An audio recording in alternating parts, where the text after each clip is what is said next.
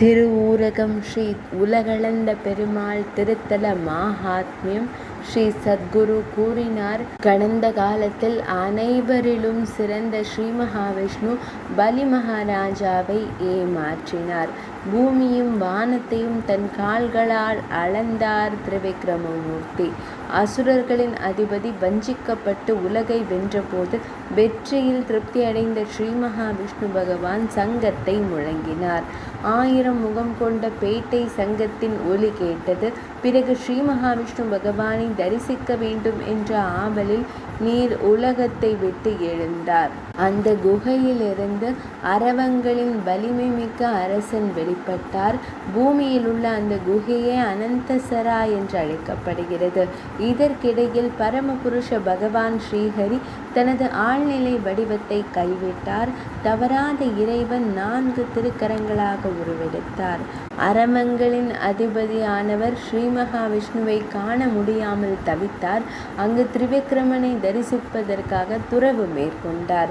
சிறிது காலத்திற்கு பிறகு வரங்களை வழங்குபவராகிய வற்றாத பகவான் ஸ்ரீ மகாவிஷ்ணு தோன்றினார்.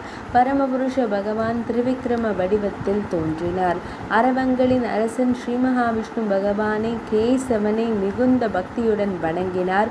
வரங்களை வழங்குபவரும் அதிர்ஷ்ட தெய்வத்தில் வசிப்பவரும் 3 வல்லமை கொண்டவருமான ஸ்ரீ மகாவிஷ்ணுவை அவர் போற்றினார். அரவங்களின் அரசனான ஆதிசேஷன் கூறினார், ஜெயிக்கப்பட்டது பிரபஞ்சத்தின் அரசரே. 3 கட்டளைகளில் இவை அனைத்தும் மற்றும் உலகம் தமது பராக்கிரமத்தை கண்டு தேவர்கள் தங்கள் முன் உள்ளங்கைகளை மடக்கி புகழ்கின்றனர். தாங்கள் எப்பொழுதும் அனைவராலும் வெல்ல முடியாதவராக இருக்கும் போது வெற்றியின் முழக்கத்துடன் பகவான் ஸ்ரீ மகாவிஷ்ணு முழக்கமிடப்படுகிறார். ஆயினும் புலன்களை வென்ற தமது பக்தர்களால் தமது மற்ற குணங்களை கண்டு தாம் வெற்றி பெற்றீர்கள். அனைவருக்கும் இறைவனே தம்முடைய குணங்களால் தம்மை வென்றதால் தம்முடைய பக்தர்கள் உன்னதமான பேரின்பத்தால் திளைக்கிறார்கள். அவர்கள் தமது வெற்றியின் சப்தத்தை எழுப்பி தமது பலத்தை தங்களுக்குள்ளேயே குடியிருக்கிறார்கள். தேவேந்திரன் தலைமையிலான தேவர்கள் அசுரர்களை வென்று வெற்றி கூச்சலிட்டனர். அப்போது ஹேமாவதி தேவி அவர்களிடம் பேசி தங்களின் திறமையை பற்றி கூறினார். ஆனால் காமத்தை வென்று புலன்களை வென்றதால் எல்லா இடங்களிலும் வெற்றி எளிதில் கிடைக்கும். அதேபோல் ஒருவன் தன்னைத்தானே வெல்வதால் துன்மார்க்கர்களின் தோல்வி எல்லா இடங்களிலும் கிடைக்கும். முற்காலத்தில் தேவர்களையும் முனிவர்களையும் வென்றிருந்தாலும் அசுரர்களை உலகத்தின் எஜமானர்களாக இருந்தனர். ஆதியின் தலைவரே பகவானே, தாம் நிருசிம்மர் மற்றும் பிறரால் பல்வேறு அவதாரங்களில் கபாலியை உருவாக்கினீர்கள். மன்னர்கள் எல்லா திசைகளிலும் கைப்பற்ற புறப்பட்டனர். ஆனால் பேரரசரின் நிலைப்பாட்டில் திருப்தி அடையவில்லை. பகவானே, கதாயுதத்தின் எச்சங்கள் உண்மையில் காலத்தின் வடிவத்தில் தம்மில் உறிஞ்சப்பட்ட உடல்களாகும். மனமே மனிதர்களுக்கு முதல் எதிரியாகும். அதை வெல்லவில்லை என்றால் அதை வென்று என்ன பயன்? இதை அறிந்த இந்த முனிவர்கள் அமைதியானவர்கள். தமது பாதங்களில் தங்கி மகிழ்ச்சியை அனுபவிப்பார்கள். அதனால் தமது கட்டளைப்படி நான் முழு உலகையும் என் தலையில் சுமக்கிறேன்.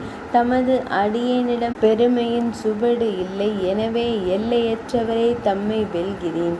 நான் யோகத்தில் தூங்கிவிட்ட என் உடலின் மற்ற பகுதிகளுக்கு தம்மை அன்புடன் சுமந்து செல்கிறேன். இருந்தும் இந்த வழியில் தமது பராக்கிரமத்தை காண நான் உடனே வந்தேன்.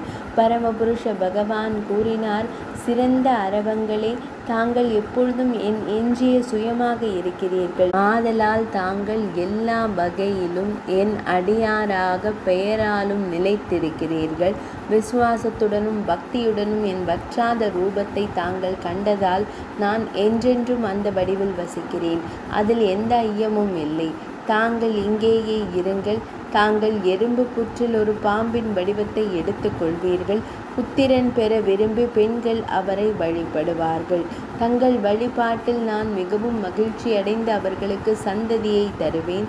அரபு ஒரு மனிதன் சந்ததியால் நிரப்பப்பட்டிருக்கிறான். ஸ்ரீ சத்குரு கூறினார். இவ்வாறு உரையாடிவிட்டு அரவங்களின் அதிபதியான ஸ்ரீ மகாவிஷ்ணு தோன்றினார். அங்கு தொடர்ந்து அவர் திரிவிக்ரம வடிவில் திருக்காட்சி அளிக்கிறார். அதற்கு முன் அரவங்களின் அரசன் எறும்பு புற்றில் வாழ்ந்து ஸ்ரீஹரியை வணங்கினான். உலகத்தார் மீது கருணை காட்ட விரும்பி தினமும் அவர்களை வணங்கி வந்தார்.